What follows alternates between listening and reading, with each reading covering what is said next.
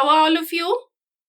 Last video आपने देखा होगा साइंस का, जिसमें हमने प्लांट्स के बारे में बात करी थी and we understood the functions of all the body parts of the plants, that is the roots, the stem, the leaves and the flowers. And the topic for today's video is seed germination and dispersal. So today we'll be talking in detail about seed. Seed कैसे grow करती है, कैसे germinate करती है, और यही सब हम डिटेल में सीड के क्या बॉडी पार्ट्स हैं आज हम बात करने वाले हैं. So let's get started. So चलो अभी हम अंडरस्टैंड करते हैं कि सीड जर्मिनेशन क्या है. सो बच्चों, जर्मिनेशन क्या है? एक प्रोसेस है, ठीक है, जिससे एक सीड डेवलप करती है एक नए प्लांट में. सो germination is the process by which an organism grows from a seed or a spore. तो सीड के अंदर वो सारे वाइटल न्यूट्रिएंट्स हैं जिससे कि एक नया बेबी प्लांट या एक नया ऑर्गेनिज्म बन सकता है. सो जर्मिनेशन वो प्रोसेस है जब सीड को एडिक्वेट कंडीशंस मिलती हैं, जो उसको मॉइस्चर चाहिए, जो उसको टेम्परेचर चाहिए, वो सारी कंडीशंस जब एक सीड को मिलती हैं, देन दैट सीड और अ स्पोर, चाहे वो स्पोर हो, उससे वो ग्रो करता है और उससे एक नया ऑर्गेनिज्म या एक नया प्लांट बन जाता है. The term is applied to the sprouting of a seedling from a seed. तो ये टर्म जो है जर्मिनेशन, हम किसको बोलते हैं? जो आपकी सीड में से जो स्प्राउट्स निकलते हैं, जो सीड जो है स्प्राउट होती है, उससे जो छोटे छोटे कॉटिलेडन्स निकलते हैं, और क्योंकि सीड के अंदर वो सारा फूड है जो कि डेवलप होने के लिए चाहिए. So that is the process of germination. Then talking about a seed, seed को हम क्या बोल सकते हैं? What can we call a seed? Seed को हम बोलते हैं a mature, a fertilized ovule. Seed को हम दूसरे टर्म से कॉल कर सकते हैं कि सीड में फर्टिलाइजेशन के बाद सीड में वो पूरी कंडीशंस हैं जिससे कि सीड में वो एम्ब्रियो है, जिससे कि एक नया प्लांट या जिससे कि एक मिनिएचर या छोटा सा प्लांट जो है वो ग्रो कर सकता है. तो सीड को हम डिफाइन कर सकते हैं कि it is a mature and a fertilized ovule that contains, जिसके अंदर encloses और contains a small embryonic plant by a covering called as seed coat. जो सीड की जो कवरिंग होती है उसको आप क्या बोलते हैं? Seed coat. तो यहाँ फिगर में आप देख सकते हैं कि एक seed is developing into a new baby plant when that particular seed is getting the all the nutrition, all the food, and that seed is growing. So seed reserves food material for its future development. तो develop होने के लिए एक seed को जो चाहिए, that for its growth, for its development, वो सब कुछ एक सीड के अंदर है. And seed is enclosed in a seed coat. So these are the different kinds of seeds. आप देख सकते हो कि आप फ्रूट्स में भी देखते हो, वेजिटेबल्स में भी देखते हो. All seeds are different in nature. आप लेमन की सीड्स देखते हो, कोई सीड्स हार्ड होती हैं, कोई सीड्स सॉफ्ट होती हैं. आप स्ट्रॉबेरी में भी देखते हो छोटी छोटी सीड्स, आप गुआवा के अंदर देखते हो सीड्स, आप पपाया के अंदर देखते हो. So these are the different types of seeds. But when you talk about the structure of a seed, for your exams we have to understand basically कि उसको हम किन किन पार्ट से लेबल करते हैं और सीड का क्या स्ट्रक्चर होता है. तो सीड की जो आउटर लेयर है, that is called as the seed coat. जो सीड की जो आउटर लेयर है, that is called as the seed coat. So let us talk about the parts of the seed. जो सीड का बाहर वाला पार्ट है जिसे हम बोलते हैं सीड कोट, और सीड के अंदर जो है एम्ब्रियो, जो कि न्यूट्रिशन है, ठीक है, ग्रो करने के लिए प्लांट के, और ये जो स्टार्ट हो रही है, जो इसका पहला लीफ निकल रही है, और ये जो पूरा है सीड के अंदर जो है स्टोर्ड फूड है. सो सीड कोट क्या है? वो प्रोटेक्टिव आउटर कवरिंग है सीड की, जिससे जो आपकी सीड है वो प्रोटेक्टेड है. एंड द आउटर लेयर जो है उसको हम बोलते हैं टेस्टा, ये आपने याद रखना है. और जो उसकी अंदर वाली लेयर होती है उसको हम बोलते हैं टेगमेन. आउटर लेयर को टेस्टा बोलते हैं, इनर लेयर को हम टेगमेन बोलते हैं. ये आउटर लेयर यहाँ पे लेबल्ड है, और ये सीड का डायग्राम में अंदर आपको और पार्ट्स डिटेल में बता रखे हैं.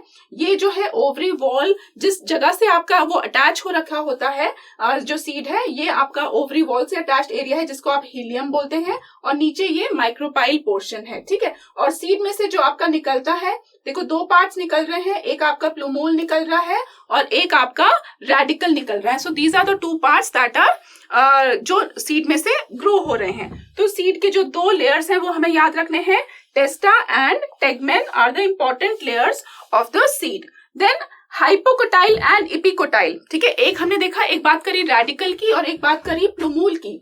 तो एक है आपका इपिकोटाइल और एक है आपका हाइपोकोटाइल, ठीक है। ये दो इंपॉर्टेंट आपने याद रखने हैं। तो किसी भी सीड के डायग्राम में जब हम उसको लेबल करके देखते हैं, जो आपका रेडिकल है उससे निकलता है रूट सिस्टम, ठीक है। आर जो आपका रेडिकल है उससे क्या निकलेगा, रूट सिस्टम। बाकी जो आपका प्लूमूल है उससे क्या निकलता है, आपका शूट सिस्टम। प्लूमूल से क्या निकल रहा है, आपका ऊपर की स्टेम निकल रही है, ठीक है। तो एक अंडरग्राउंड पोर्शन है, एक अबव द ग्राउंड पोर्शन है, एक हमारा रूट सिस्टम है और एक आपका शूट सिस्टम है। तो जो हाइपोकोटाइल है एंड जो हमारे एपिकोटाइल है, उन्हीं को हम क्या बोल रहे हैं, हाइपोकोटाइल और एपिकोटाइल को हम क्या बोल रहे हैं, रेडिकल और प्लूमूल। जैसे कि आप यहाँ पे डायग्राम में देख सकते हैं, रेडिकल एंड प्लूमूल। और आपका एक निकल रहा है रूट सिस्टम और दूसरा निकल रहा है shoot system. This you have to remember. Next coming to, these are the different kinds of seeds, जो कि कैसे कैसे ये डिस्पर्स होती हैं हवा से, विंड, हवा मतलब विंड से, एयर से, वाटर से। There are different mechanism by which the seeds disperse, क्योंकि सीड्स डिस्पर्स होंगी तभी तो दे विल रीच समवेयर और फिर वहां पे जाके वो सीड्स जो है ग्रो करती हैं। So what is the mechanism of dispersal of seeds? So the seeds are dispersed away through various agencies, various methods और various means, जैसे कि wind, water, bird and animals also. Animals are also the carrier of seeds, ठीक है। Animals भी एक जगह से दूसरी जगह तक seeds को लेके जाते हैं, चाहे वो humans हो सकते हैं, चाहे वो dogs हैं, चाहे वो monkeys हैं, चाहे वो squirrels हैं, कोई भी animals हैं। They are also the important carrier of seeds, just like wind, air and water.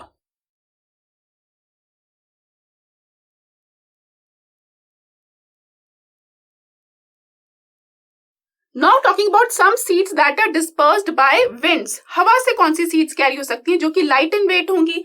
So light and they have wing और hair like structure. कैसी seeds carry होंगी, जो कि छोटी है, ठीक है। They are not very heavy, they are light और उनका स्ट्रक्चर कैसा है, wing like structure. So seeds have fine long hair around them. उन सीड्स के जो बाहर जो है छोटे छोटे जो है हेयर लाइक स्ट्रक्चर होते हैं। और कॉमन सीड्स जो हवा से डिस्पर्स होती हैं उनके एग्जांपल्स हैं मेपल और ओक की seeds. These are the common examples of seeds that are dispersed और carried away by means of air.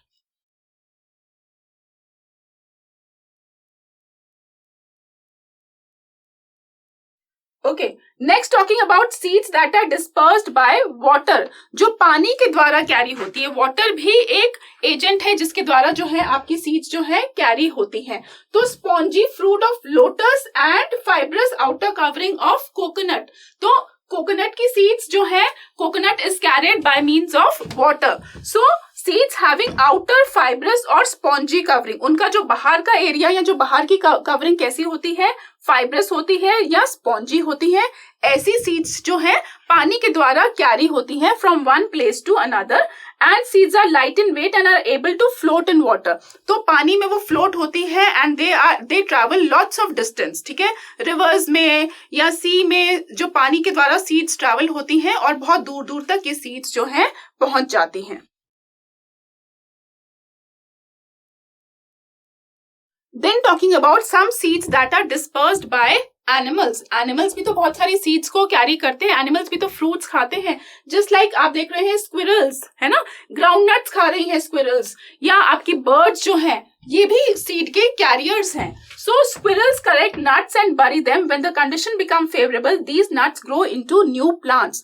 तो किसी भी seed को germinate करने के लिए, grow करने के लिए favorable conditions चाहिए, क्योंकि एक फ्रूट के अंदर ही इतनी सारी सीड्स होती है, सारी की सारी सीड्स तो ग्रो नहीं करती।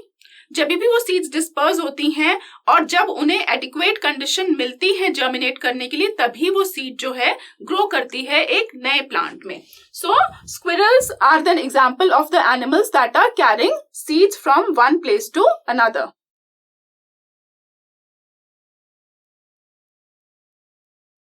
Then there is another mechanism of seed dispersal जिसे हम बोलते हैं सेल्फ डिस्पर्जल। क्या बोलते हैं इसे? अभी तो हमने बात करी एयर की, वाटर की या एनिमल्स की, बट एक और मैकेनिज्म होता है जिसे हम बोलते हैं सेल्फ डिस्पर्जल, या इसका दूसरा नाम है ऑटो कैरी। इसमें क्या होता है, the process of self dispersal of fruits and seeds in plants is completed by an explosive mechanism. इस मैकेनिज्म को हम एक एक्सप्लोसिव मैकेनिज्म क्यों बोल रहे हैं, क्योंकि इसमें क्या होता है, जब आपका फ्रूट ड्राई हो जाता है या फ्रूट जो है पक जाता है, जिसे हम बोलते हैं फ्रूट हैज राइपन्ड, राइप हो गया आपका फ्रूट, जो उसकी फ्रूट वॉल होती है, जो आउटर वॉल होती है, वो अपने आप से बर्स्ट कर जाती है, ठीक है। और अंडर एक्सटर्नल मैकेनिकल प्रेशर, बाहर के प्रेशर की वजह से जो उसकी फ्रूट वॉल है वो अपने आप से ही बर्स्ट कर जाती है, causing the seeds to disintegrate। तो उसके अंदर जो सीड्स होती हैं वो अपने आप जो है दूर दूर तक फैल जाती हैं। तो इस मैकेनिज्म को हम क्या बोल रहे हैं, सेल्फ डिस्पर्जल। सो इसके लिए एयर की जरूरत नहीं है, इसके लिए वाटर की जरूरत नहीं है, इसके लिए किसी एनिमल की जरूरत नहीं है, खाली प्रेशर की वजह से जो सीड्स हैं वो बर्स्ट हो जाती है। So this is called as self dispersal. बच्चों इतना तो आप सबको समझ में आ गया कि मैकेनिज्म ऑफ डिस्पर्जल क्या क्या होते हैं। अब बात करते हैं कि बेनिफिट्स क्या हैं या फायदे क्या हैं सीड डिस्पर्जल के। व्हाट आर द एडवांटेजेस और what are the benefits of seed dispersal. अब अगर पेरेंट प्लांट के पास ही जो सारे जो छोटे छोटे उसके जो बच्चे हैं या जो छोटे प्लांट्स हैं वहीं पे सारे ग्रो हो जाएंगे तो ओवर क्राउडिंग हो जाएगी। So what is needed that the seeds should travel a distance and there a new plant should grow. So अगर पास ही सारे plants हो जाएंगे then it will be a problem. So seed dispersal avoids the overcrowding of young plants around their parent plant. तो एक benefit seed dispersal का क्या हो गया, नहीं तो सारे ही plants एक ही जगह पे हो जाएंगे। So it avoids the overcrowding. Next, it helps in preventing competition between the plants and its own seedling for sunlight, water and minerals. So एक प्लांट को ग्रो करने के लिए क्या क्या चाहिए, सनलाइट चाहिए, वाटर चाहिए और मिनरल्स चाहिए, सब चीजें चाहिए। और अगर सब एक ही जगह पे होंगे तो सबको प्रॉपर या adequate amount of sunlight, water, minerals नहीं मिल पाएंगे। तो अगर सब एक ही जगह पे होंगे तो उनमें नेचुरली जैसे कि आप बच्चों में कंपटीशन होता है उनमें भी कंपटीशन होगा। So it prevents competition between the plants and its उसी प्लांट के अपने सीडलिंग्स में। So the seed dispersal is necessary.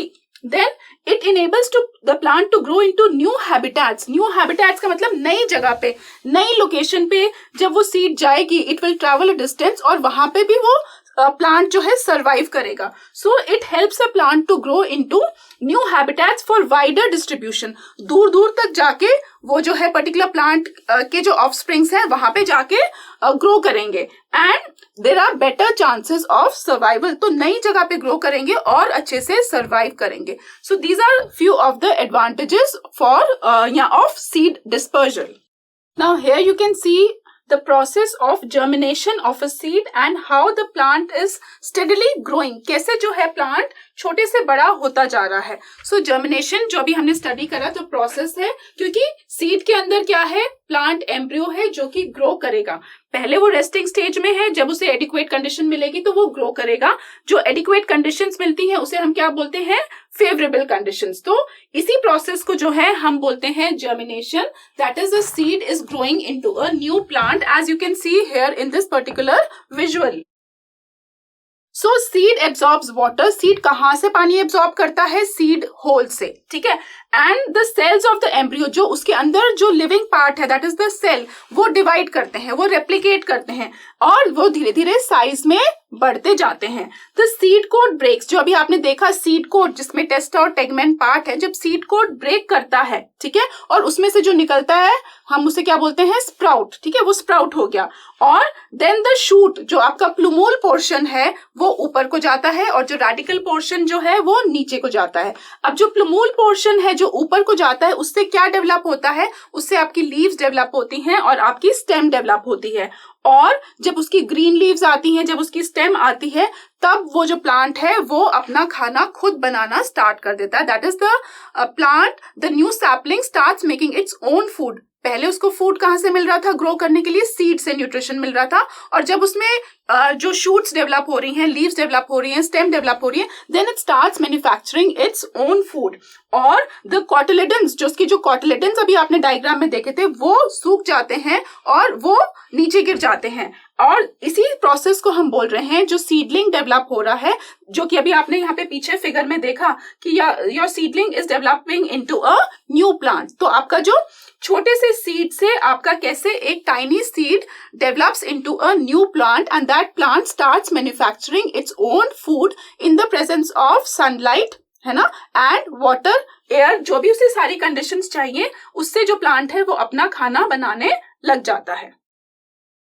So factors affecting seed germination, क्या फैक्टर्स अफेक्ट करते हैं सीड जर्मिनेशन को? सो बहुत सारे फैक्टर्स जिनको हम कैटेगराइज कर सकते हैं, कुछ इंटरनल अंदरूनी एंड कुछ एक्सटर्नल्स, कुछ बाहर के फैक्टर्स हैं जो कि इफेक्ट करते हैं सीड जर्मिनेशन के प्रोसेस को। तो वो फैक्टर्स क्या क्या होते हैं, जैसे कि हम बात कर सकते हैं वायबिलिटी या डोरमेंसी या एंजाइम्स या मैच्योरिटी ऑफ एम्ब्रियो, एंड ये सारे एक्सटर्नल फैक्टर्स क्या हो सकते हैं, जैसे कि सही अमाउंट ऑफ पानी मिला कि नहीं, सही अमाउंट ऑफ रोशनी या लाइट मिली कि नहीं, जो सनलाइट उसको चाहिए ग्रो करने के लिए, या उसको जो टेम्परेचर या ऑक्सीजन चाहिए ग्रो करने के लिए। अगर आपने क्लास में एक्सपेरिमेंट्स भी आपके टीचर्स ने आपको कराए होंगे, तो घर में भी आपको सिखाया जाता है कि आप कुछ सीड्स लीजिए, आप कुछ बीन्स लीजिए, उनको सोक कीजिए वाटर में। जब प्लांट को ग्रो करने के लिए सही कंडीशन मिलेगी तभी तो वो सीड्स ग्रो करेंगे into a new plant.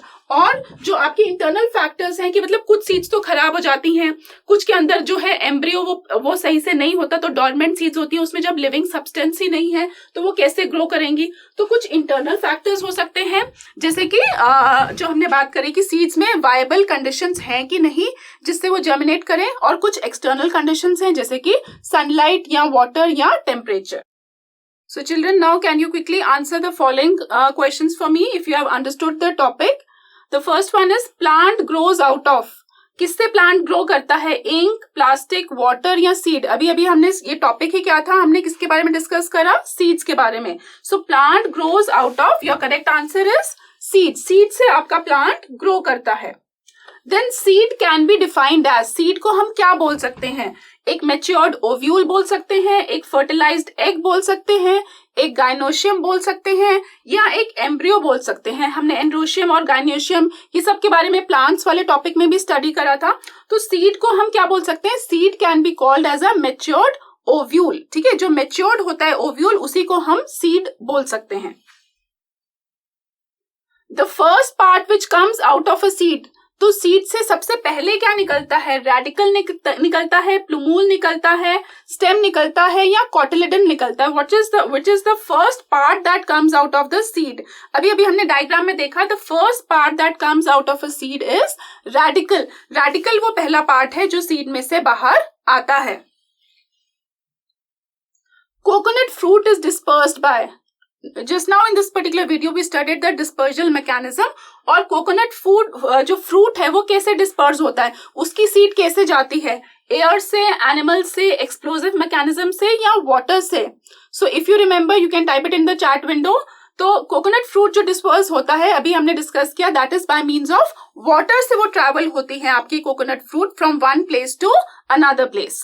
So these are the different kinds of questions जो कि आपके एग्जाम्स में ऐसे कुछ भी क्वेश्चंस आ सकते हैं। एक और क्वेश्चन है, very small and light seeds which are dispersed by air, जो एयर से डिस्पर्स होती हैं, बहुत छोटी होती हैं, बहुत लाइट होती हैं, उसमें से ये वाली कौन सी होंगी, डस्ट सीड्स बोलते हैं उनको, विंग सीड्स बोलते हैं, बैलून सीड्स बोलते हैं, या प्लूम्ड सीड्स बोलते हैं। सो इनमें से बच्चों उनका सही आंसर है जो कि एयर से डिस्पर्स होती है और बहुत लाइट होती हैं बेटा, वो होती हैं आपकी dust seeds. So the correct answer for this will be dust seeds. Which of the following is dispersal method in cinchona seeds, ठीक है, by wind, by water, या all of these। अगर आपने ये सीड्स देखी हैं या सुनी है, आपने डायग्राम देखा है चिंचोना सीड्स, तो क्या बता सकते हैं इसमें से कौन सा डिस्पर्सिबल मैकेनिज्म है इन पर्टिकुलर सीड्स का? And if you know the answer please type it in the comment section.